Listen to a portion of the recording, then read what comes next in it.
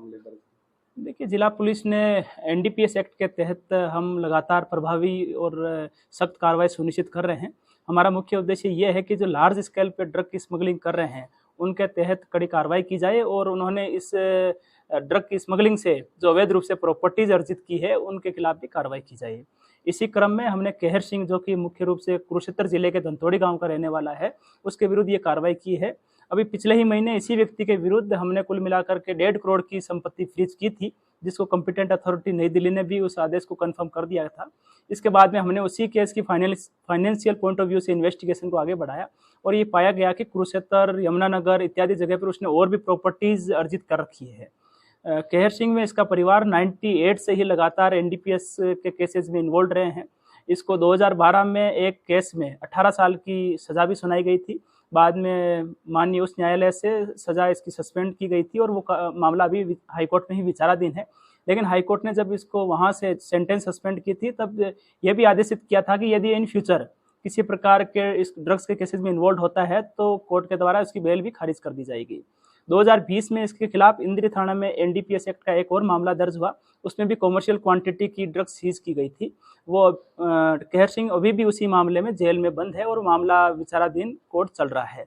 तो हमने कुल मिलाकर के इसकी 5 करोड़ के आसपास की प्रॉपर्टीज हमने आइडेंटिफाई की थी। एसएचओ इंद्री के द्वारा उसकी जो प्रॉपर्टीज थी उनको फ्रीज किया गया और उसके बाद में आदेश को नियमानुसार कॉम्पिटेंट अथॉरिटी एनडीपीएस नई दिल्ली को भेजा गया था।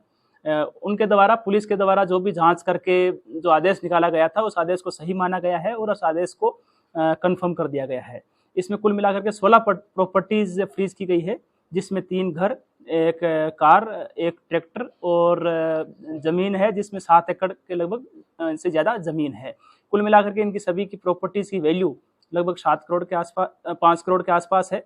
यदि केहर सिंह ट्रिब्यूनल में जो अपील का टाइम होता है वो अपील नहीं करता है या ट्रिब्यूनल से भी मामला खारिज हो जाता है, तो उसके बाद में सरकार के द्वारा इन संपत्ति को अपने अधीन लेकर के आगे की कार्रवाई की जा सकती है। अभी टाइम है उसके अपील करने का? देखिए, नियमानुसार एनडीपीएस एक्ट में ही ये प्रावधान है कि वो अपीलेट ट्रिब्यूनल में अपील कर सकते हैं 45 दिन के अंदर। यदि अपील नहीं करते हैं या अपील खारिज हो जाती है और आगे के जितने भी जो भी उनके पास में जो जहां पर वो अपील कर सकते हैं, वहां पर यदि कोई राहत नहीं मिलती है तो निश्चित तौर पे सरकार इस संपत्ति को अपने अधीन में लेकर के फिर उसके बाद में जो भी नीलामी कार्रवाई है या जो भी कार्रवाई है वो शुरू कर सकती है। तो इसके अलावा और क्या जो नशे के कारोबारी हैं उनके खिलाफ क्या कार्रवाई अमल में लाई जा रही है? देखिए, जिला पुलिस के द्वारा हमने करनाल में ये कार्रवाई नशे के कारोबारी हैं उनके खिलाफ क्या कार्रवाई अमल में लाई जा रही है? देखिए, जिला पुलिस के द्वारा हमने करनाल में ये कार्रवाई हमने 2022 में आरंभ की थी इस प्रकार की। इससे पहले ये करनाल में कोई इस प्रकार की खासतौर पे प्रॉपर्टीज को फ्रीज करने की कोई कार्रवाई नहीं हुई थी।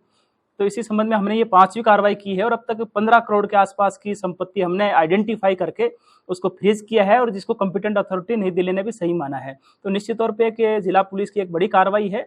इससे जो ड्रग स्मगलिंग में इन्वॉल्व रहते हैं उनके लिए भी एक सख्त संदेश है कि अवैध रूप से नशा कारोबार करके अवैध रूप से जो भी संपत्ति अर्जित करेंगे उस पे सब पे हमारी नज़र है।